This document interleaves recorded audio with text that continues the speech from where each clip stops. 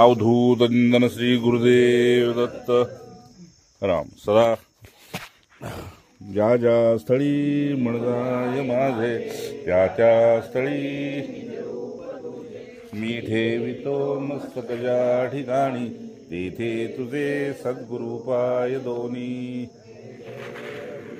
म्हणा सज्जना भक्तिबंधेची जावे तरी श्रीहरी पाविगे तो स्वभावे जणी निंदते सर्व सोडोडी द्यावे जणी वंदते सर्व भावे करावे जय जय राम राम राम. आजच्या एकादशीचं नाव सर्व श्री पुण्यवंत चरणांना राम राम प्रणाम. आज पुण्यवंत प्रत्येक एकादशी पुण्यवंत आहे. प्रत्येक जीवाला मुक्त करण्यासाठी तिचं व्रत आहे. पण आजच्या एकादशीचं मोहिनी आता जे साक्षात भगवंतांनी रूप घेतलेलं होतं. प्रत्येक एकादशीचे वेगवेगळ्या कथा आहेत. सर्वात श्रेष्ठ कथा काय आहे भगवान श्रीकृष्णांच्या आणि ज्ञानेश्वर माऊलींच्या नजरेतून, तर आपण ज्याचं आहे त्याचं होणं ही सगळ्या कथेचं वर्म आहे. आपण ज्याचं आहोत त्याचं होणं. आणि ही कथा आपली जन्मोजन्मीची थकान, जन्मोजन्मीची व्यथा यातून आपल्याला मुक्त करते. बरं, आपण करतोय काय आता? तर मृत्यूलोकात आलोय. हो, मृत्यूलोकात करतोय काय? तर जे करायचं ते बी करतोय आणि जे करायला नको ते बी करतोय. इच्छा नसली तरी ते करावं लागतंय. इच्छा असेल तर करावंच लागतंय. प्रश्न असा पडतोय की दोन प्रकारचे जीव प्रकृतीमध्ये आलेले आहेत. दोन प्रकारचे. श्लोक असा आहे, परस्पर भाव कर्माणी न प्रशंसेन ग्रहयेत. विश्वमेकात्मकं पश्यन् प्रकृत्या पुरुषेनच. भगवंत उद्धवाला सांगतात, हे प्रत्येक जीवाला कुठे ना कुठे कसा तरी बांधलेलं आहे. पण दोन प्रकारचे जीव इथं मृत्यूलोकात आलेले आहेत.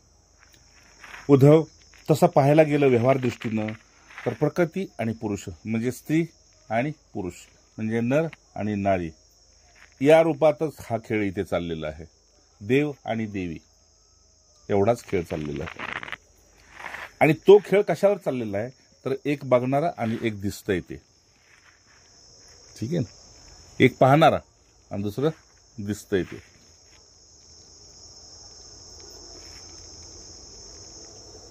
पण या दोन्हीच्या मध्ये एक मी विशेष असं काहीतरी दिलेलं आहे. त्याचा उपयोग नाही झाला की मायेत अडकला, त्याचा उपयोग झाला की माझ्यात अडकला. ठीक आहे? दुरुपयोग झाला मायेत अडकला, सदुपयोग केला स्वतःत किंवा माझ्यात अडकला. आणि ह्या दोन प्रकारच्या भेदामुळेच हे जग सत्य आहे असं खरं वाटतंय. एवढाच भेद आहे. हा भेद संपवणं याचं नाव परमार्थ. जय जय. किती सुंदर आहे बघा. अगदी नास्तिकाला अडाणीला सुद्धा कळेल असं. एवढा भेदच संपवायचा. आता तो कसा तो मी तुला पुढे सांगतो. पुन्हा एकदा सांगतो उद्धव, परस्पर स्वभाव कर्मानी न प्रशंसेन. हे व्यावहारिक दृष्ट्या सत्यच आहे. आपण पैशाला नोट हातात आली तर आपण त्याला पैसे म्हणतोय. आणि तेवढ्याच उंचीचा रुंदीचा दुसरा कागदाचा तुकडा आला तर त्याला आपण कागद म्हणतोय. त्याप्रमाणे जशीची तशी इंद्रिय दिलेली आहेत.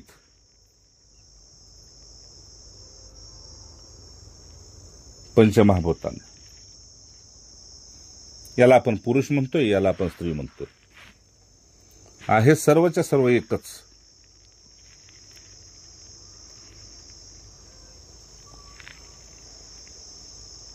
आता व्यवहार दृष्टीने पाहायला गेलं तर हे जगत सत्य का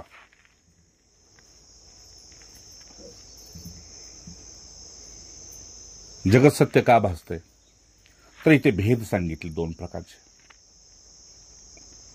एक परमार्थ दृष्टी आणि दुसरी व्यवहार दृष्टी.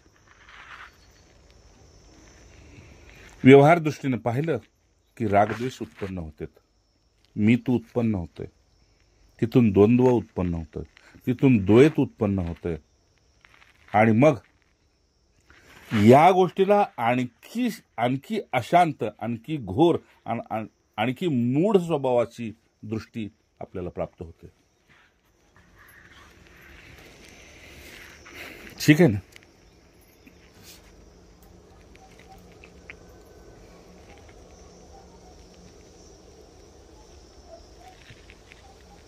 पण परमार्थ दृष्टीने जर उद्धव पाहायला गेलं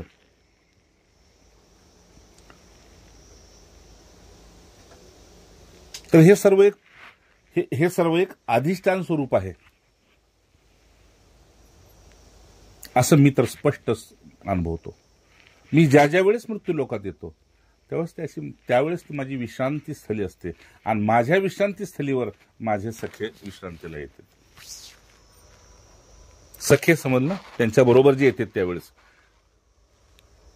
म्हणजे एकाच लक्झरी गाडीतनं तुम्ही मुंबईत पुण्यात नाटकं बघितली की नाही, आपण रामायण बघितलं की नाही, तर एकाच गाडीतनं हे सगळे कलाकार जातात. जय जय.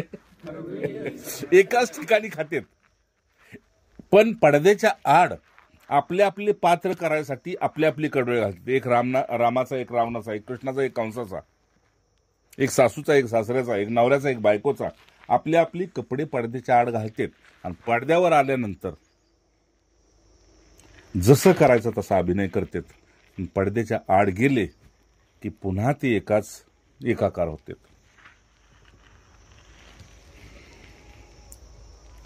मी काय सांगतोय उद्धव, परमार्थ दृष्टीने जर पाहिलं तर अधिष्ठान स्वरूप एक अधिष्ठान स्वरूप आहे. अधिष्ठान समजलं ना, अनुष्ठान नव्हे, अधिष्ठान. काय अर्थ?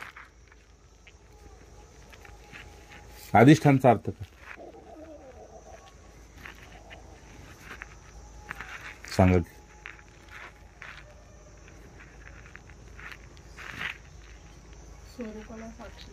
नाही, अधिष्ठान म्हणजे एक परम पवित्र स्थान,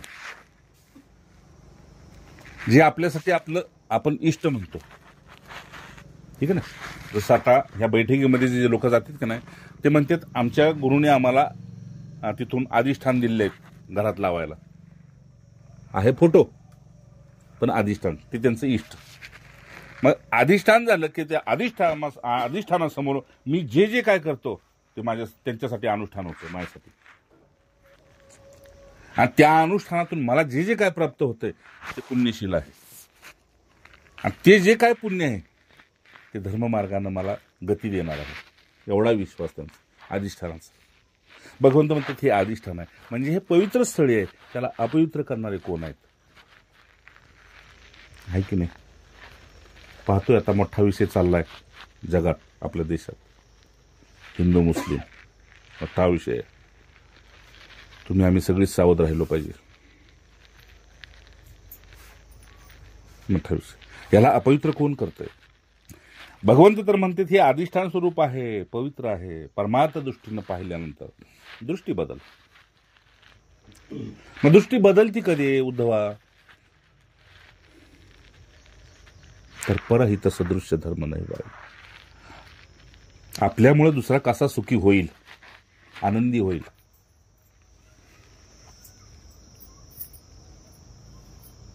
शांत निर्मोही होईल,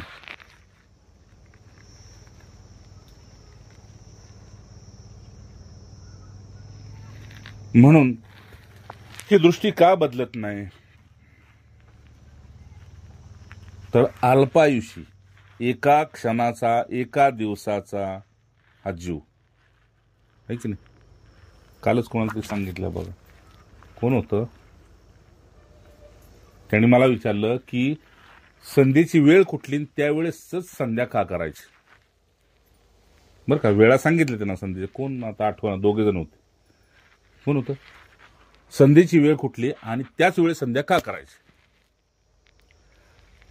तर म्हटलं एक तर त्यावेळेला त्या पुरुषाने अनुभवलेलं आहे, ज्या पुरुषाने भगवंताला प्राप्त केलेलं आहे की नाही, त्यांचा एक अनुभव आहे. आणि दुसरं आपल्यासाठी जे उत्तर आहे त्यावेळेस तर ते आपल्याला विशेष कृपा करतातच, ठीक आहे ना.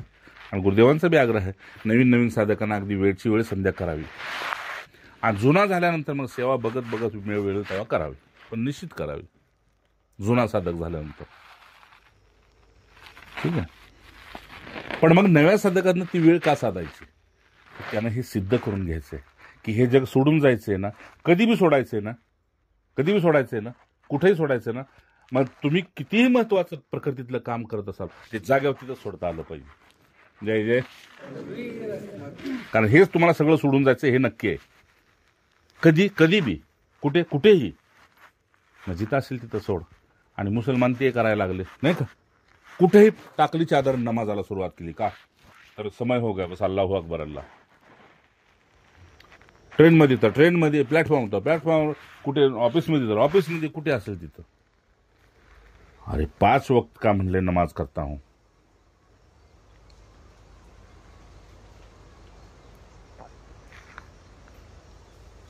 तर आपल्या प्रकृती स्वभावाप्रमाणे ह्यांनी धर्माचं अधिष्ठान निर्माण केलं आणि त्याला ते धर्म म्हणू लागले. कुणी बी धर्माला अधर्म, अधर्माला धर्म म्हणू लागले.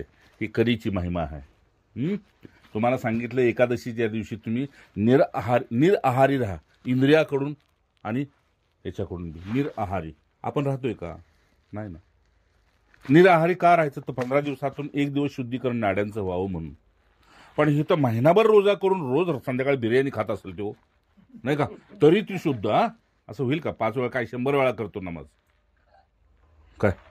नाही. त्याला ते मान्य नाही. त्याला जे मान्य नाही तो धर्म नाही. समजलं? त्याला जे मान्य नाही आणि त्यांची जे होऊन गेले त्यांनाही मान्य नाही तो धर्मच नव्हे, तो अधर्म आहे आपल्याकडून. मग तो कोणीही जीव असो, काय कुठल्या जाती वर्म धर्माचा कुणाचाही असो. भगवंतांनी काय सांगितले ही अजून पुन्हा समजून घ्या. ही याची रचना मूळ मायावी जरी असली तरी हे अधिष्ठान आहे.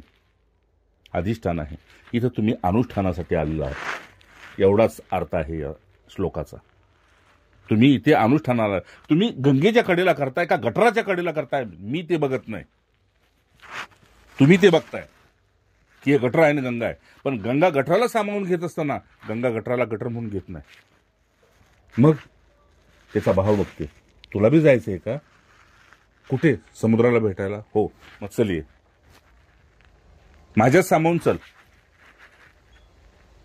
आहे ना माऊली, उल्लेख आहे ना ज्ञानेश्वरीत.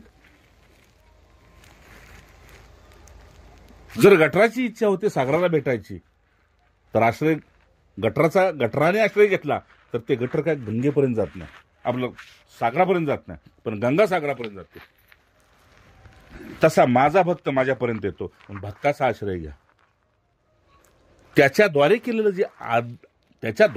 जे अनुष्ठान आहे ते अधिष्ठानापर्यंत घेऊन जाईल, हा आश्रय आहे.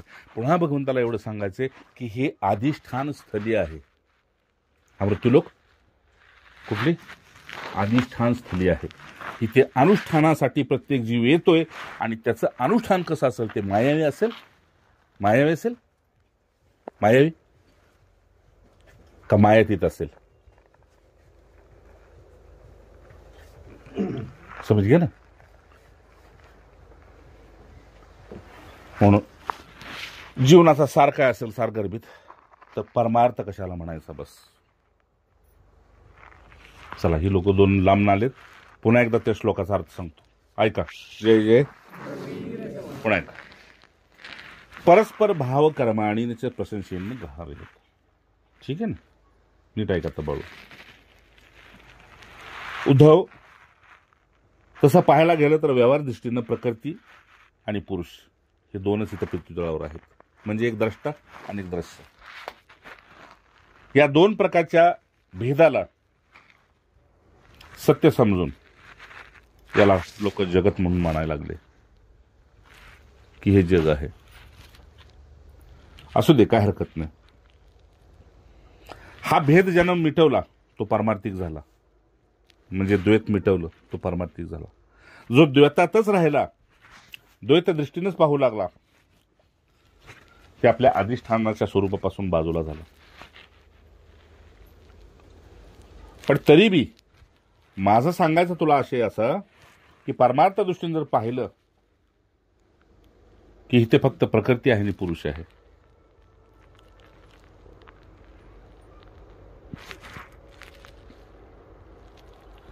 एक द्रष्टा आहे, एक दृश्य आहे. दृष्टी जर बदलली तर हे परमार्थाचं अधिष्ठान आहे. म्हणून तुम्ही आम्ही अनुग्रहित होऊन घरात अनुष्ठान केलं काय, आश्रमात अनुष्ठान केलं काय, गंगेच्या कडेला केलं काय, हिमालयात केलं काय, फळ तेच. फळात भेद होणार नाही. भेद कशात होत असेल तर फक्त तुमच्या भावात. मी इथं केलं, त्याने तिथं केलं, ठीक आहे ना. मी पौर्णिमेला जातो, बाकीचे काय अमावस्याला करतात का? भेद फक्त मिटवायचे बस.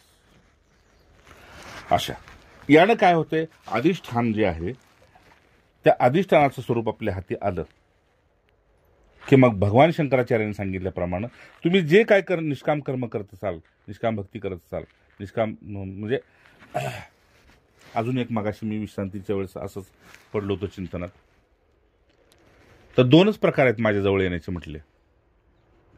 एक तर मी ते कोणाचा नाही, माझं कोणी नाही, हा एक प्रकार. हे अकाट्य सत्य आहे. कोणासाठी? संन्यासासाठी, एकांतिकासाठी, विरक्त्यासाठी, फकीरासाठी. मी कोणाचा नाही, कोणी माझं नाही. देव भी माझा नाही. का बरं? हे पुढचा प्रश्न मग लांब.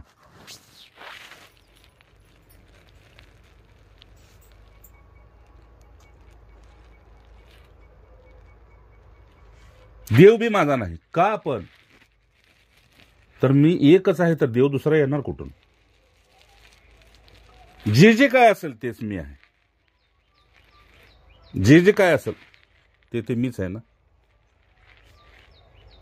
मग माझं कोण आहे? मी कोणाचा आहे? एकटाच राहिलो ना. हा ज्ञान मार्गीचा सिद्धांत आहे. भक्ती मार्गीचा सिद्धांत आहे, मी सगळ्यांचा, सगळे माझे आहेत. वसुदेव सगळे माझे आहेत. त्यामुळे मी स्वार्थ करू कोणाबद्दल आणि कोणाबरोबर, सगळेच माझे आहेत. जर आता म्हटलं बापूंला कोणी की या साधकातून तुमचा कोण आहे तेवढे नोडा, तर माझे सगळे आहेत. आपण तरी बी तुमचा प्रिय कोण नाही? सगळे माझे प्रिय आहेत. सब मम प्रिय आहे की नाही? सब मम उपजा आहे. मग आवड नाही, पण त्यातून एखादा असा निवडा नाही, मग यो यथा माम प्रबोधनते. तो त्याला माहित आहे मी किती जवळ आहे. मी नाही सांगणार. मला कोण जसा बसतो त्याला माहित आहे जवळ लांब कोण आहे. जास्त ठेव बसाम. पण मला विचारशील तर सब समोहम सर्व हे सगळी भूत माझ्यातून जन्माला आलेली आहेत. हे संपलं अधिष्ठान उद्धवा. ठीक आहे, हे अधिष्ठान संपलं. आता असं आहे की परमार्थ दृष्टीनं आपण हे अनुष्ठानाचं स्वरूप पाहिलं. म्हणून आता काय करायचं ते उद्धव प्रत्येक जीवाला मी उपदेश तुझ्यातर्फे करतोय. म्हणून आता काय करायचं ना, यासाठी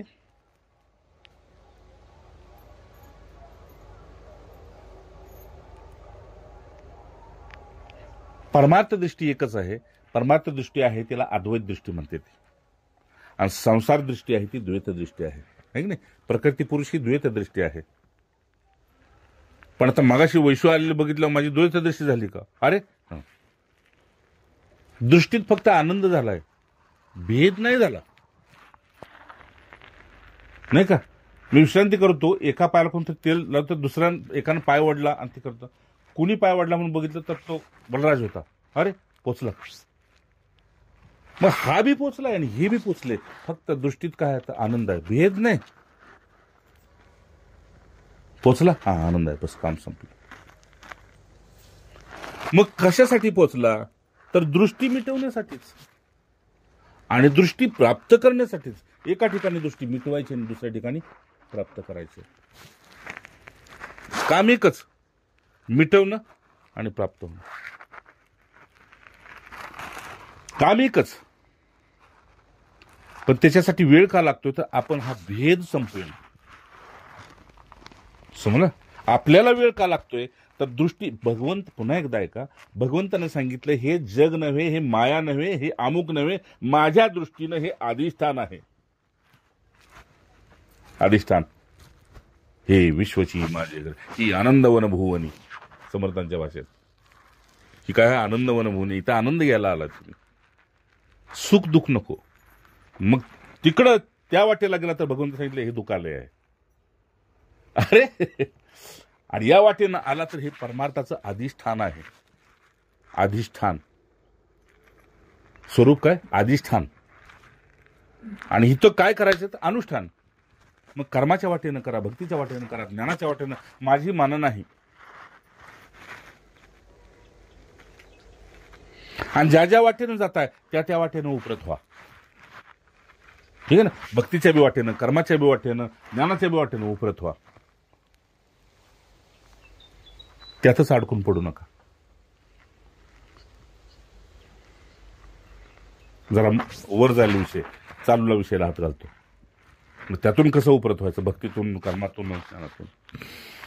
राम चला, म्हणून काय करायचं उद्धव? ऐक, संध्येचा विषय कळला. वेळेवर संध्या का करायची नव्या साधकांना किंवा चांगले सुद्धा साधकांना? एक तर वेळेचा उपयोग, सदुपयोग होतोय. आणि दुसरी गोष्ट, जर कुठल्याही वेळेस आपण जाणं नक्की आहे. काल एक क्लिप ऐकली त्या माहिती नाही, पण ते म्हणून ती म्हणली 13व्या वर्षी मी आत्महत्या करत होती. तुम्हाला टाकलंय बघा ती मॉडेल. का करत होती बाई? की जर मारायचंच नक्की आहे तर मग जगून जगण्याचा मोह धरावून कशाला काय करत बसायचं? 8 दिवसात मॉडेलिंग केली तिने, बरंच कटो काय काय केलंय बघा, ती टाकली तुम्हाला. मी हे का टाकतोय, अजून मुलांना टाका सांगतोय की अशी लोकांनी लात मारली परमार्थाला गेली. काय तिला प्रश्न केला, म्हटलं मग इतका आनंद येतो तो दुसऱ्याला सांगणार, मी का सांगू? ते माझं काम नाही. तो काय करतोय, का करतोय, याचं चिंतन करणं त्याचं काम आहे. आदर वाटतो मला अशा लोकांचा, भोगून त्यागणाऱ्या लोकांचा मला फार आदर वाटतो. ठीक आहे ना? भोगून त्यागलाय. दशोपनिषदामध्ये पहिला श्लोक सांगितला, तक्तेन भुंजिता मागुधा कश्य सिद्धनम. का? खूप आनंदात आपल्या घरी जायला कशाचं मरण कोणासाठी सत्य आहे? ज्याला हे सत्य वाटतंय त्यासाठी मरण आहे. म्हणून भगवंतांनी काय सांगितलं, पुन्हा द्रष्टा आणि दृश्य हे ज्याला खरं वाटलं, ऐकताय ना सगळी, ज्याला खरं वाटलं त्यासाठी मरण बी खरं आहे, जन्म बी खरं आहे. पण ज्याला अनुष्ठान खरं वाटलं, अधिष्ठान खरं वाटलं आणि अनुष्ठानात आहे, त्याला जन्म बी नाही आणि मृत्यू बी नाही. त्याला फक्त एक तो आहे आणि एक मी आहे. आणि पुन्हा मी सुद्धा नाही, फक्त एक तोच आहे. मग तो नाही तर तो कुठलाही असेल. खूप सोपान, खूप सरळ, खूप आनंदाचा मार्ग. पण आता याच्यासाठी करायचं काय ते अर्जुन ऐक, उद्धव. पहिल्यांदा परमार्थ दृष्टी बदलली की अशांत झाला. ठीक आहे? परमार्थ दृष्टी बदलली की घोर लावून घेतला. मी नाही ह्यातनं म्हणतोय बाजूला व्हायचं ना, आता परमार्थ दृष्टीतच जायचं, तर थोडंसं अजून बस एवढंच. मनच आपल्याला सांगतंय ना, आपलंच मन आपल्याला सांगतंय, शेजापाजाऱ्याचं नाही, आपलं कर्म नाही, कुटुंब नाही, आपलंच सांगतंय नाही थोडंसं बस, नाही तर पुन्हा बस मला कोणी काही विचारायचं नाही. अरे आपण सोडा, हनुमान प्रसाद पोद्दारांच्या सारखी म्हणले नाही, बस आता हे शेवटचंच वर्ष. ठीक आहे ना, एवढं शेवटच, एवढ्यात त्यांचा पुन्हा मी सेवा देणार नाही. मग काय करणार? भजन करणार म्हटले फक्त. कुठे? गंगेच्या कडेला. आता कुठे? गंगेच्याच कडेला आहे. पण तरी बी आता सेवेच्या कडेला आहे, कर्माच्या कडेला आहे, वर माझ्या बंधन आहे, त्यामुळे मला गंगा बी आठवत नाही आणि गंगाधर बी आठवत नाही. अनेकांना उपरती झाली, समर्थांना उपरती झाली. नको आता हे शिष्य समुदाय, बस उपरतीमध्ये झाली पूर्ण कामी. आता हा शिष्य समुदायच नको. बापूंना नाही वाटलं वाटलं की 61 वर्षी 62-65 मध्ये वाटलं, 68 मध्ये 70 मध्ये वाटलं. नको आता हे तुम्ही नको आता कोणी. सहज तुम्हाला जिथनं आता चालता येईल तिथपर्यंत मी घेऊन गेलो. आता नको, आता नको तुम्ही.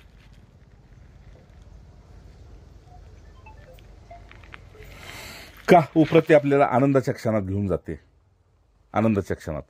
आता काय करायचंय, दृष्टी बदलली तर परमार्थ आहे, दृष्टी बदलली तर प्रपंच आहे, दृष्टी बदलली तर हे अधिष्ठान आहे, नाही का. आणि जर दृष्टी बदलली तर अग्निस्थान आहे, बरं का, अग्निस्थान आहे. मग भस्मसात कृती होता. ही आग डोक्यातून आता करायचंय काय उद्धव बघ. एक परमार्थ दृष्टी जन आपल्यामध्ये स्थिर केली, त्याच्यातून शांतीचा आणि त्याचा कधी वियोग होत नाही. ठीक आहे ना. त्याच्या पाठीमागं कुठला घोर लागत नाही. घोर समजलं ना. घोर म्हणजे काय अजून मराठीत, हा टेन्शन. मराठी शब्द काय घोरला, काळजी, अजून चिंता, अजून म्हणजे कुठली माया मागं लागलीच नुसतं मायाचा घोर लागलाय. राम भगवंत म्हणते एक शांती, एक घोर आणि एक मूढ स्वभाव.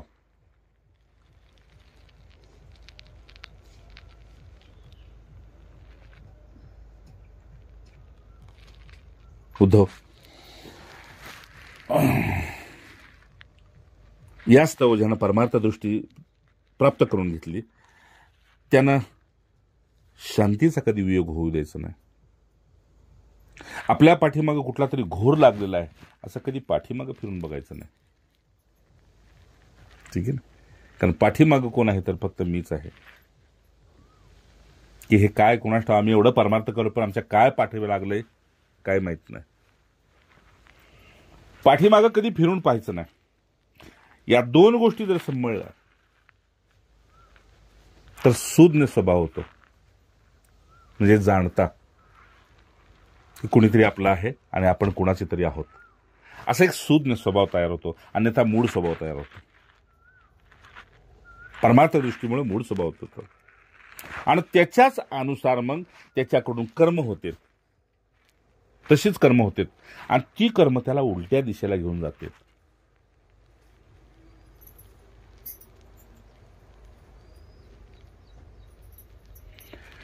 म्हणून माझा तुला एक उद्धव असा आग्रह आहे आणि तुझ्यातर्फे जगाला एक असा उद्देश आहे की म्हणून शांत, घोर आणि मूळ स्वभाव किंवा त्याच्या अनुसार, शांत किंवा मूर्ख स्वभावाच्या अनुसार किंवा घोर स्वभावाच्या अनुसार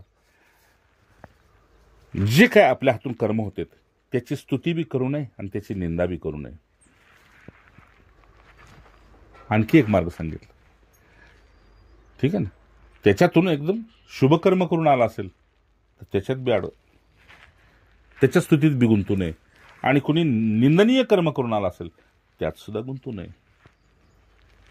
उदाहरण मागे सांगितलं होतं की ब्रह्ममुहूर्ताला गोंदवलेकर महाराज फिरायला गेले होते कुठेतरी आणि त्यांना अगोदरच कळलं की आपल्यातला जो जवळचा सेवक नाही आणि तो कुठे कुकर्म करायला एका स्त्रीबरोबर तिने आपल्या अंगावरची कपनी घातली. त्याने जाऊन तिकडे मला पाठवलं त्याला, इकडे येऊ नको, जा तिकडे, लोक निंदा करतील. लोकनिंदेला पात्र होऊ नको, लोकस्तुतीला पात्र होऊ नको. लोकस्तुती सुद्धा तुला अडकवून टाकेल, नाही का. ब्रह्मानंद बुवांना म्हणले, आता एकाला इकडे बोलले आणि ब्रह्मानंद बुवांना म्हणले तुझा कोड घालू का, तू फार मोठा शास्त्री आहेस, वेदांतिक आहेस, अमुक आहेस, तुझ्यासाठी हे करू का ते करू का. ते म्हटले लोक नको म्हटले का तर लोक स्तुती करतील आणि मला गुंतवून टाकतील. हा हे फार आवडलं. म्हणजे काय होईल, नाही मी तुमच्यापासून दूर होईन म्हटले, मी माझ्या अधिष्ठानापासून दूर होईन, मला हे नको. भगवंत म्हणते म्हणून जगात अशीच कर्म होणार आहेत. एक घोर कर्म, एक अशांत कर्म. आणि मूळ स्वभावामुळे होणार आहेत. म्हणून तू कुणाच्या कर्माची स्तुती बी करण्यात वेळ घालू नको आणि कुणाची निंदा करण्यात बी घालू नको. का तर हे परमार्थाचं अधिष्ठान आहे. तुला पारमार्थिक वाटेनं पूर्ण व्हायचंय ना, मग इथे पाहू नकोस कुठे काय. का तर तिथपर्यंत पोहोचण्यासाठी कुणीतरी एक टिकत जातो, बाकी सगळी अडकत जातो. ठीक आहे. कोणी पोचला पहिल्यांदा? शेर्पा तेनसिंग ना. बाकीचे किती मेलेले आहेत, कितीतरी मेलेले आहेत.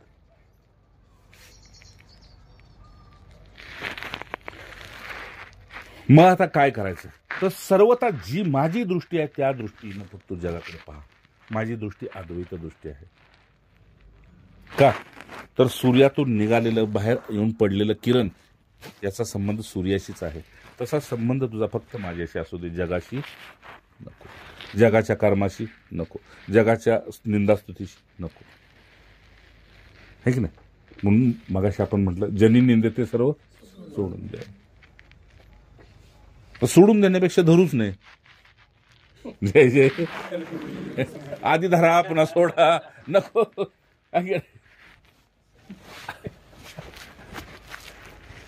राम बघा पुढं हे बघू दो. जे पुरुष दुसऱ्यांचा स्वभाव आणि त्यांच्या कर्माची प्रशंसा आणि निंदा करतात ते लगेच तुरंत शीघ्र आपल्या यथार्थ परमार्थ साधनेपासून लगेच खाली येतात. हे कसं? तर पिकलेलं फळ जसं झाडाला, पिकलेलं फान जसं झाडाला लगेच हवा असो अथवा नसो ते लगेच सोडून देतात, त्याप्रमाणे कर्माची प्रशंसा आणि कर्माची निंदा ही एक हवा आहे. कधी कधी ती हवा लागो अथवा न लागो, पण कानावर पडलेले त्याच्यातून स्वभावात घोरता आणि अशांतता आल्यानं लगेच तो खाली येतो. मग याला उपाय काय उद्धव? तर उपाय तुझ्या स्वभावाचा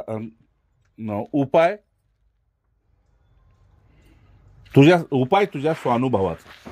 मग तुझा स्वानुभव काय आहे? मी एकटा जन्माला आलो होतो, नाही का? मी एकटा जाणार आहे. रडतील हसतील जग संपूर्ण, पण जाणं माझं एकटेच आहे, नाही का? येणं माझं एकटेच आहे. मग परमार्थ दृष्टीनं स्थिर होणं बी माझं एकट्याच काम आहे. तिथं मला द्वैत बी नको आणि अद्वैत बी नको. कारण अद्वैतासाठी मी सगळ्याला एक करून घ्यायचे तेवढा मला वेळ नाही. अहम ब्रह्मास्मी बस.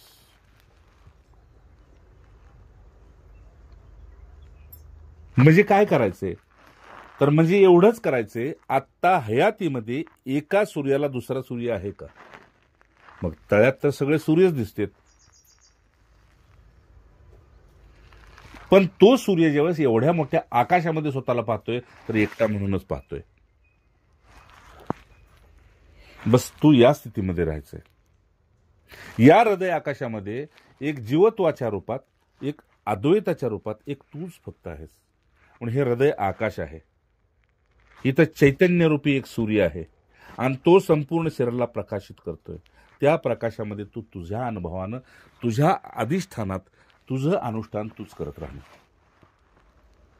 संपलं. हे अवघड काहीच नाही.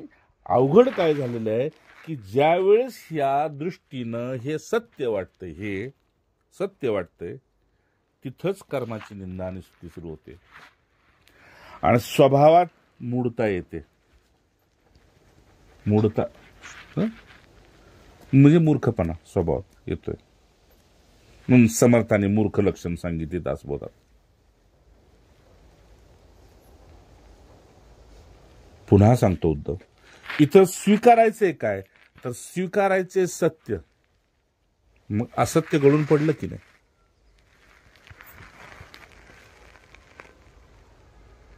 जसं आता मग असे सांगितलं बघून, अद्वैत दृष्टी फक्त ठेव.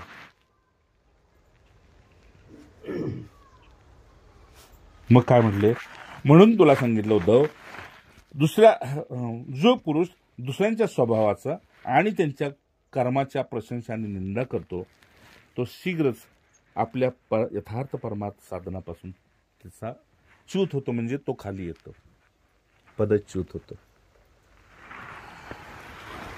तर माझं जे गोत्र आहे ते अच्युत गोत्र आहे, बाकीचे हे च्युत गोत्राचे आहेत, म्हणजे योनी गोत्राचे आहेत. मी अयोनी संभव आहे. त्यामुळं या परमार्थात तुम्हाला त्या सत्याची प्राप्ती करून घ्यायची असेल चालू परमार्थात, तर उद्धव काय करावं लागतं सांग. मी सांगतो आहे.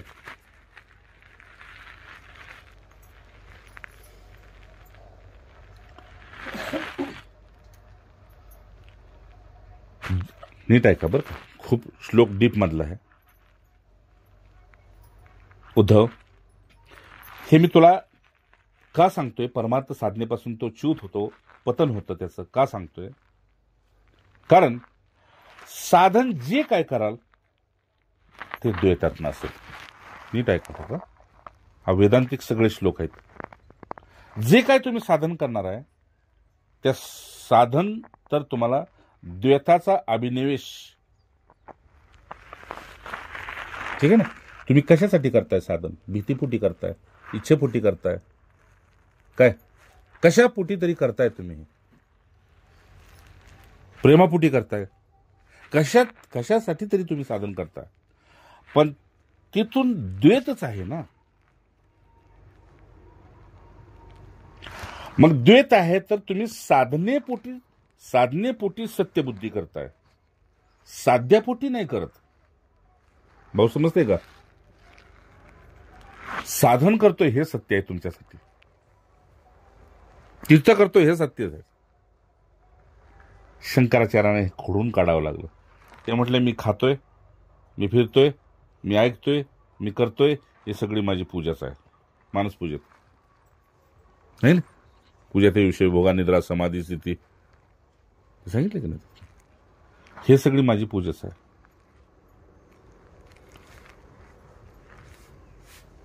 साधन जे काय करताय ते द्वैताचा अभिनिवेश करताय. तुम्हाला तिथून काहीतरी प्रेम भेद, तुम्हाला त्यातून एक घालवायची किंवा एक प्राप्त करायचे अशी एक दृष्टी आहे अभिनिवेशाची, ठीक आहे ना. काहीतरी घालवायचे आणि काहीतरी प्राप्त करायचे. मग त्याच्याच प्रती फक्त तुमची सत्यत्व बुद्धी होती.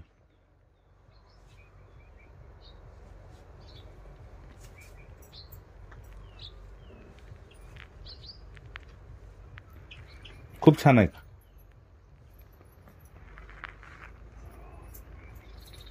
मग त्याच्या प्रती सत्यत्व बुद्धीचा एक बाजू आपल्याला निषेध करायला सांगते आणि दुसरी बाजू प्रशंसा करायला सांगते. एका बाजूला हे नाही करायचं, संसाराचं कार्य नाही करायचं, एका बाजूला साधनच करायचे, एका बाजूला निषेध करायला सांगते आणि एका बाजूला प्रशंसा करायला सांगते. मग प्रशंसा किंवा निंदा,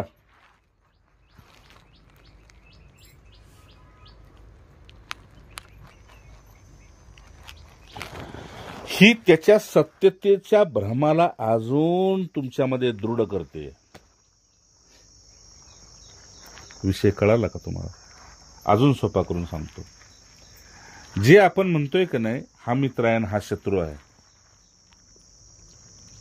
मग दोघांच्या बघण्यातला फरक बी जाणवतो आणि दोघांच्या संघातला बोलण्यातला फरक जाणवतो. फरक जाणवला तर एका बरोबर राहिला तर दुसऱ्याचं शत्रुत्व आपोआपच गाढ झालं काय. पण हे माहित नाही की हा कायमचा शत्रू नाही आणि हा कायमचा मित्र नाही. तसं हे कायमचं सत्य नाही, बघणारा बी सत्य नाही आणि दिसणारा बी सत्य नाही.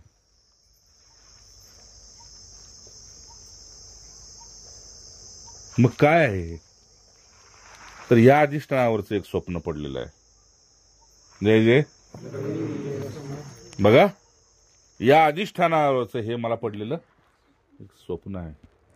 माझ्या परमतत्वात जसा मी जागा होईन तसं हे स्वप्न मोडलं. संपला खेळ. विषय पुन्हा आपण समजून घेऊया. भगवंत म्हणते तो मी पुन्हा पुन्हा सांगतोय, परमार्थ साधनेतून खाली पडण्यासाठी स्वभावातली कर्माची प्रशंसा आणि निंदा. ठीक आहे ना.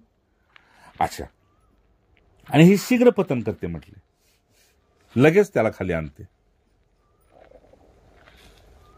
म्हणून आपल्याला सांगितलंय गुरुदेवाने, आसनावरून उठल्यानंतर एक 5-10 मिनिटं नका बोलू. आपल्या कुटुंबाकडे एक प्रेमान नजर टाका, एक शांतीची नजर टाका. तो इकडे गेला का, त्यानं ते केलं का, मी आणलं का, मला काय करायचं, काहीच बोलू नका. एक 10-15-20 मिनिटं, एक अर्धा तास तुम्ही जितकी तुमची मौनाची अंतर्मुक्तीची स्थिती वाढेल तितकी तुमची उच्चता तुम्हाला कळेल. तेवढी महापुरुषांची विशेष तुमच्यावर कृपा होईल. म्हणजे स्वाभाविक शांतीला धरून आतमध्ये अंतर्मुख व्हा. स्वाभाविक शांतीला.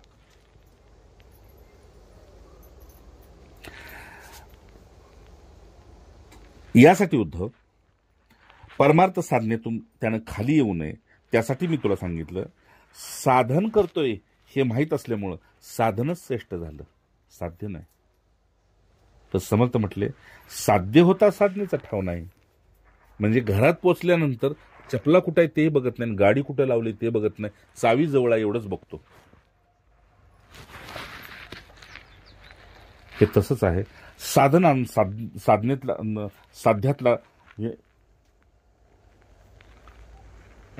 साधनेतलं ही द्वैतबुद्धी एक अभिनिवेश तयार करते आणि त्याच्याप्रती सत्यबुद्धी, त्याच्याबद्दल सत्यत्व बुद्धीचा निषेध करते, एका बाजूला प्रशंसा करते.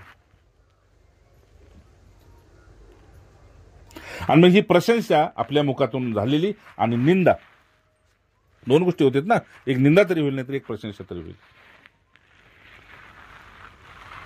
मग ह्या सत्यतेच्या भ्रमाला अजून दृढ करते की तो माझ्याबद्दल असं बोलला, हा ठीक. हा आतून वरून मौन आहे, पण आतून चिंतात आहे, चिंतनात आहे. असे माझ्याबद्दल ते असे बोलवते, नमस्कार सांगा, ठीक आहे. आतून तो बस, म्हणजे मूळ पदापासून घसरल्यानंतर बाकी तू काही कसाही आतून आस, पण मूळ पदापासून घसरलेला आहे तो. आता तुला वाटेल हा छान आहे, त्याला आदर केला आणि धन्यवाद, त्याला बस अनुमोदन करतोय, नाही, पण मूळ पदापासून दूर आहे. समज, मूळ पदापासून, मूळ पदारातून ओम बस मिटव सगळं, हरिओम मिटव सगळं. खूप सुंदर आहे. म्हणजे ज्याला हा शेवट करायचा आहे का नाही, तर त्यासाठी गोड म्हणून विशेष हा अध्याय निवडलाय आपल्यासाठी आज. आता एक शेवटचा श्लोक, वेळ आहे ना, बघा बघ की झालं आहे ना. हा, एक श्लोक होऊन जाईल. जय जय. हे तर क्लिअर झालं ना आता. बस ह्याला परमार्थ म्हणतात, जो प्रशंसेत अडकलेला नाही, जो निंदेत अडकला नाही. उद्या तुमच्या तिथं तोच विषय होईल, पण भगवंताच्या वाणीत. जो प्रशंसेत अडकला नाही, जो निंदेत अडकला. मग नेमका परमार्थ म्हणजे काय? तर उठता बसता खाता पिता देता एक अद्वैत दृष्टी, ज्ञान मार्गाने असू दे किंवा भक्ती मार्गाने असू दे किंवा निष्काम कर्मयोग. देवा माझे हे कुणी लागत नाहीत, पण हे तुझे कुणीतरी लागतात. नाही, एक भाऊ म्हणतो की माझं भावांचं बाहेर पटत नाही, पण ती आईवडिलांचे मी त्यांचं सगळं बघतो. ठीक आहे ना, तुम्ही माझे कुणी लागत नाही, पण मी ज्यांचा कुणी लागतो त्यांचे तुम्ही आहे. ठीक आहे ना. मागे म्हटलं होतं ना की कुणी बी देत, कुणी बी तेवढं तरी का नाही, ताक असलं दूध असलं तर तेवढं राहिलं तरी काय घेऊन जावं, तेवढं साहेब घेऊन जावं का. तर म्हटलं एवढं कशाला तर साखर, हे धू ते धू. तर म्हटले मला असं वाटतं की मी बापूंला पाजलंय. एकदाच मला सांगितलं की कुणाला दिलं की मला ते बापू पिऊन गेले. भाव आहे फक्त, त्यानं बदललाय, काम संपलं. पण इथं भावच खोडून काढला.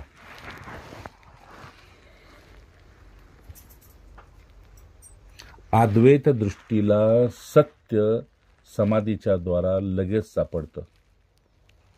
समजतंय? आणि ही कुठली समाधी, तर जी तुम्ही आम्ही ऋषीमुनींची सिनेमातनी पोथ्या पुराणातली ऐकली ती समाधी नव्हे. मग समदुःखे सुखे क्षमे ही समाधी. समदुःखे सुखे क्षमे किंवा तथा मानापमान. कुणी काही करू देत, चित्ताला विचलित न होऊ देणं ही समाधी आहे. असं आहे का? बरं ठीक असू.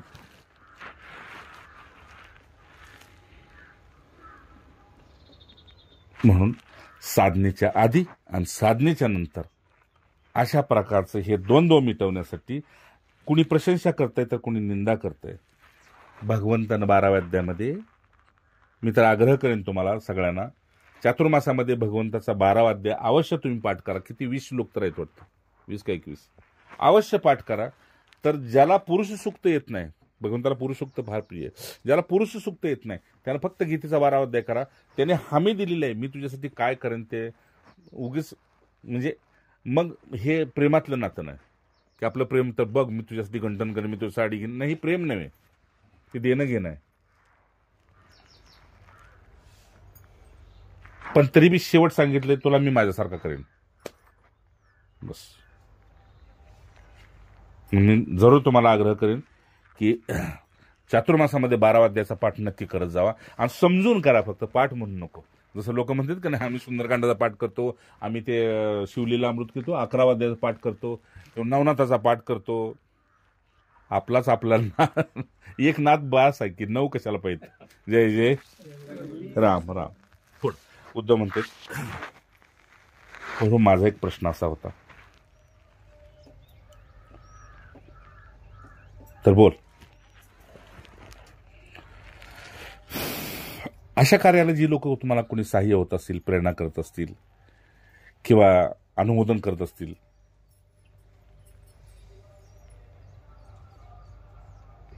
तर उद्धव असं तू असं समज की त्याला जिवंतपणे बी फळ आहे आणि त्याला मृत्यूनंतर बी फळ आहे. या कर्मात कुणी विघ्न उत्पन्न करत असेल तर त्याला या योनीत बी फळ आहे आणि पुढच्या योनीत बी फळ आहे. म्हणजे परमार्थ दृष्टीकडे जाणाऱ्याची दृष्टी कुणी मोडत असेल तर त्याच्या पापाचं फळ त्याला इथं बी आहे तिथं बी आहे. म्हणजे इथं फळ जग बघेल आणि तिथं फळ त्याचं त्याला पाहावं लागेल. आणि इथं परमार्थ दृष्टी त्याची जपण्यासाठी, जतन करण्यासाठी जो कोणी सहाय्य होत असेल त्याला इथंही फळ आहे, तो त्याचा तो अनुभवेल, आणि तिथंही फळ आहे, तो त्याचा तोच अनुभवेल. बघा,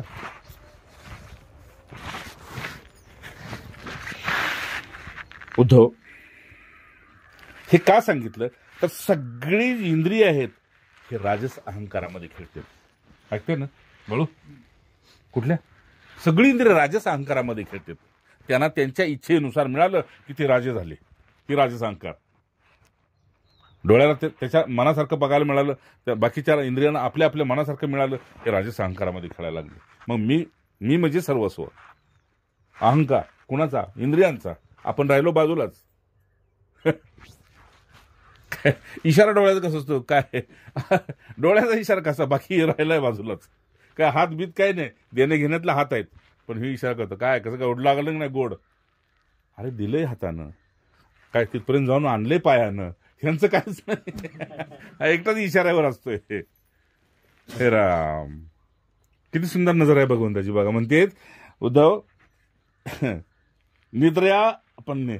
अरे काय सांगू, झोपेत कोण घोरत असतो? जागा झाल्यावर तो मान्य करतो का? नाही ना. ही इंद्रिय अशीच आहेत म्हणले. ह्यांच्या पाठीमागचा करता कोण असतो, पण ह्यांना काय कळत नसतो आणि हे मान्य करत नाहीत. नाही आम्ही पाहिले. बस राम ऐक उद्धव, सर्व इंद्रिय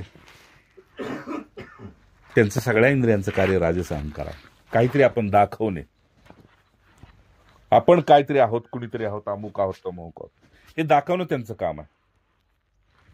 बर, पण ज्या वेळेस ते थकून झोपी जाते ती इंद्रिय शरीरातच, हे की नाही, शरीरातच झोपी जाते. डोळ्यात डोळा झोपी जातो, है ना? शब्द, स्पर्श, रूप, रस हे गंधात विश्रांतीला जातात.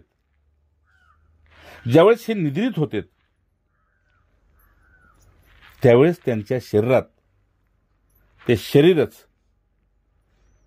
चेतन स्थितीला शरणागत झालेलं असतं. त्यामुळे शरीराचा अभिमान जीवाकडूनच लोप झालेला असतो, कारण जीव विश्रांतीला गेलेला असतो. त्यामुळे जीव चेतना शून्य झालेला असतो आणि ती इंद्रिय सुखावली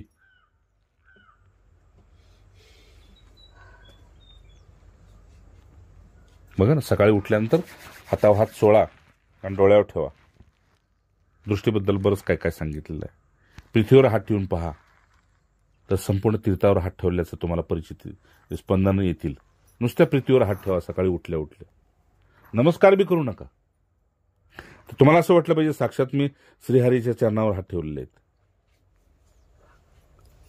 क्रियायोगामध्ये हा त्यांनी सांगितलेला आहे. श्रीमद भागवतात हा श्लोक सांगितलेला आहे की उठल्या उठल्या तू पृथ्वीवर नुसता असा स्पर्श जरी केलास तरी असं समजतं माझ्या पायावर आहे. हा भक्तियोगच आहे म्हटलं, नाही का? मग आपण तो ज्या ठिकाणी मी डोकं टेकवून तुझ्या ठिकाणी तिथं तुझे पाय आहेत.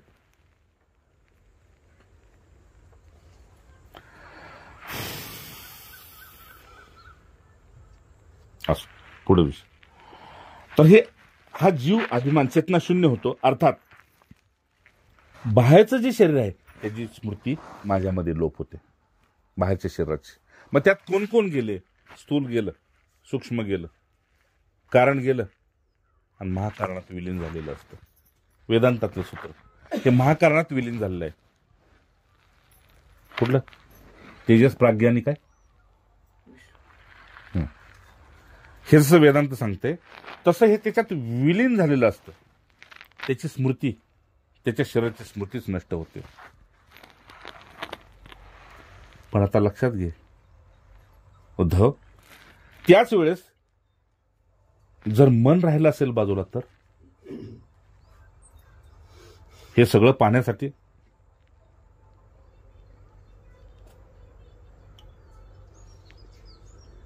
तर ते मन जसं स्वप्नातलं दृश्य त्याच्यामध्ये जसं एखादा जीव भटकतो तसं हे मन फक्त भटकतं आणि शेवटी ते बी लीन होऊन जातं. मग ते ज्यात लीन होतं त्यालाच मृत्यू तरी म्हणतात किंवा त्यालाच सुषुप्ती तरी म्हणतात.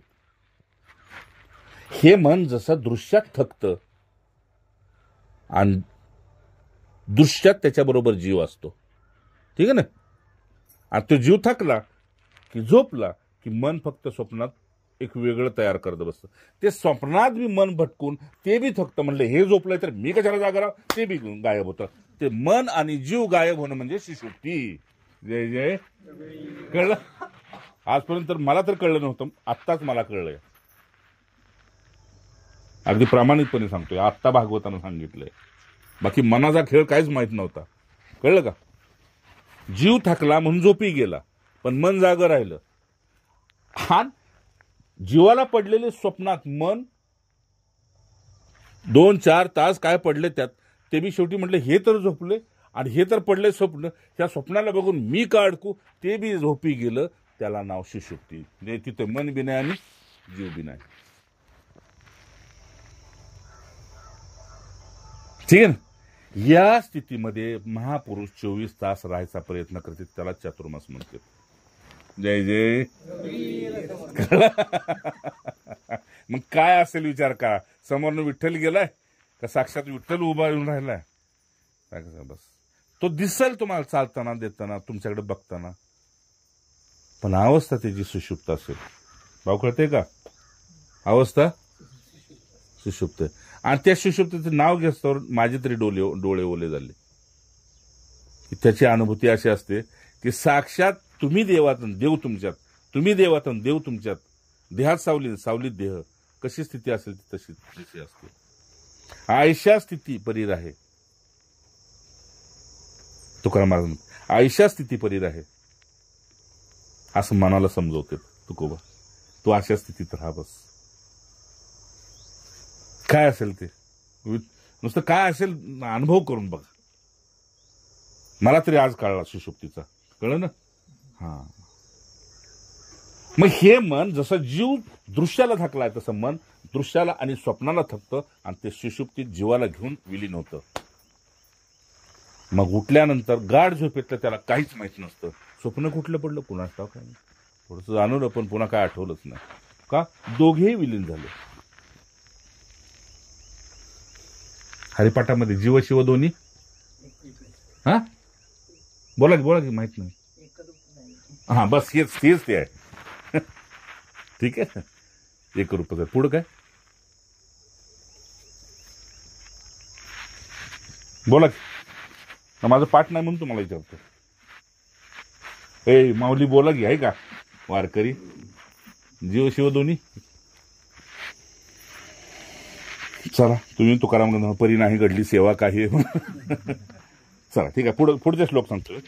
नाही, तो श्लोक पुढं का म्हणतो, अशा प्रकारे गाढ निद्रेमध्ये सुषुप्तीमध्ये तो लीन होतोय. जीव बी गेलं, मन बी गेलं, स्वप्न बी गेलं, जागृती गेली. ठीक आहे, स्वप्न गेलं, जागृती गेली, राहिलं कोण? सुषुप्ती. मग जीव बी गेला, मन बी गेलं, राहिलं कोण? बोला की, राहिलं कोण? जे कोण राहिलंय का नाही ते स्वतःला अनामी म्हणतं. अनामी समजलं ना? त्याला तुम्ही ब्रह्म म्हणा, चैतन्य म्हणा, स्वरूप म्हणा, काही म्हणा, तिथे शब्द नाही. ठीक आहे ना? तिथे न चले काही, तुकाराम महाराज तिथे शब्द नाही. जे राहिलंय ते हे ज्याच्या अपरोक्ष अनुभूतीला आल्यानंतर ते त्याच्यातच मस्तीत राहतो, त्याला साक्षात्कार म्हणते. कळते का पिंगरी बुवा? त्याच स्थितीमध्ये जो राहतोय, किती दिवस, 10 तास, 21 दिवस, 7 दिवस त्या स्थितीमध्ये धुंदीत राहतोय, त्याला साक्षात्कार म्हणते. यासाठी कोण अडवायला आहे का? नाही, आपणच तयार नाही का? तर वर भगवंतांनी सांगितलं, प्रकृती आणि पुरुष, द्रष्टा आणि दृश्य ह्या भेदामुळं हे सगळं अधिष्ठान खराब करून घेतलं. हा भेद मिटवणं हाच परमार्थ आहे. आणि त्याचप्रमाणे उद्धव शेवट करतोय. त्याचप्रमाणे उद्धव, हे सुषुप्तीबद्दल मी तुला सांगितलं.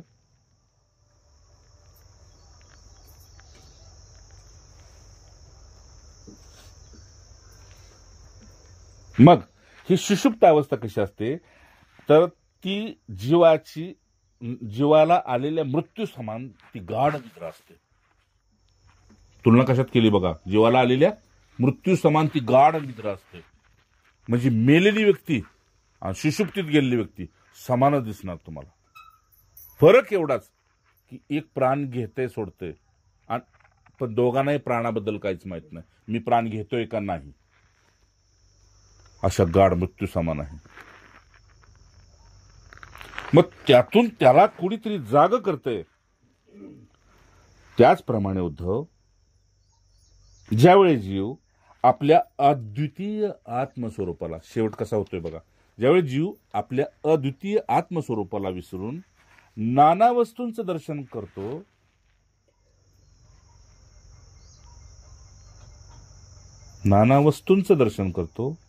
नाना व्यक्तींचं दर्शन करतो, नाना परिस्थितीचं दर्शन करतो, त्यावेळी तो स्वप्नासमान या खोट्या दृश्यामध्ये फसून पडतो, किंवा मृत्यू समान अज्ञानामध्ये लीन होऊन जातो. मृत्यू समान अज्ञानामध्ये लीन होतो, अज्ञानामध्ये. सुषुप्ती सुद्धा एक अज्ञान आहे. का? त्यातून जागृत झाल्यानंतर त्याला हे सत्य मानतोय, त्याला हे स्वप्न मान. समजते ना?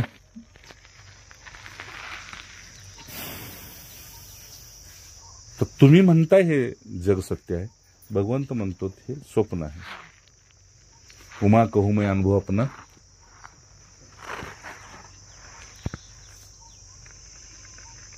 या स्थितीमध्ये राहायचं याचं नाव परमार्थ आहे. या अवस्थेसाठी रात्रंदिवस प्रयत्न करायचा आहे याचं नाव परमार्थ आहे. कमीत कमी या अवस्था माझ्या अंगावर खेळाव्यात. आज ना उद्या मी त्या स्थितीमध्ये नक्की जाईन. पण अवस्थाच नसतील आपल्याकडे तर स्थिती कुठं नाही. आणि या अवस्था खेळाव्या म्हणून साधन आहे. ठीक आहे ना. आणि एवढी कृपा तुमच्या आमच्यावर नक्की झालेली आहे. ठीक आहे ना. मग त्याचा अभिमान नसला तरी त्या स्वाभिमानात राहिलं पाहिजे. नको तो अभिमान. ठीक आहे. म्हणून उद्धव तुला सांगितलं अशा प्रकारे आपल्या अद्वितीय आत्मस्वरूपाला बाजूला सारून विस्मरण करून नाना वस्तूंचं दर्शन, नाना व्यक्तींचं दर्शन, नाना पदार्थाचं दर्शन, नाना परिस्थितीचं दर्शन करून त्याला ते सत्यत्व देतो निंदा आणि स्तुतीच्या रूपात. आणि या स्वप्नवत जगाला सत्य समजून खोट्या दृश्यामध्ये स्वतःच अडकून पडतो. म्हणून दत्तात्रेयांनी सांगितलं की मी कळत न कळत ही 24 गुरूंच्या पुढे एक कोळ्याला सुद्धा गुरु केलाय. कोळी नाही का तो वरतो, तो म्हणतो इतकं सुंदर जाळं करतो, पण त्या जाळ्यात जेव्हा दुसरे कोणी जीवजंतू त्या जाळ्यावर संकट येतं तेव्हा मी रात्रभर त्या जाळ्यावर जीव असा खेळत असतो. तो कोळी जाळ्यावर झुलत असतो, पण ज्यावेळेस संकट येतो तेव्हा एक तंतू स्वतःजवळ असा ठेवतो की एका क्षणात खाली येतो, जाळ तिथं सोडून देतो. हे आत्मस्वरूप लक्षात आलं की हे सगळं जाळं तिथंच सोडून देतो. हे जगाचं एवढं मोठं जाळं आहे की नाही, पसारा हा तिथंच सोडून देतो आणि आपल्या ब्रह्मस्वरूपाच्या धाग्यानं आपल्या मूळ स्वरूपात येतो. आणि आपल्या ब्राह्मी स्थितीला धरून आनंदात मग त्याची बोलणं प्रेम म्हणजे बोलणं आपुलकीचं किंवा बोलणं सत्याचं. तुका म्हणे सत्यवधू येथील राग येतो येऊ. बोलणं सत्याचं, बोलणं प्रेमाचं, बोलणं आपुलकीचं आणि आतून मात्र परमसिद्धी. म्हणून उद्धव ह्या आत्मस्वरूपाचं दर्शन विसरून स्वप्नासमान ह्या खोट्या संसारामध्ये अडकून मृत्यू समान अज्ञानामध्ये हे लीन होते. मृत्यू समान अज्ञानामध्ये लीन होते. मध्ये आपल्याला वाटलं हा मृत्यू आहे तर तो मृत्यू नाही, तो पुनर्जन्म आहे. आपल्याला वाटत झोपी गेलोय पण उठला की पुन्हा शरीरापासून सुरुवात होते, ते कुटुंबापासून सुरुवात होते, ते आपल्या आप्त इष्टतेपर्यंत सुरुवात होते.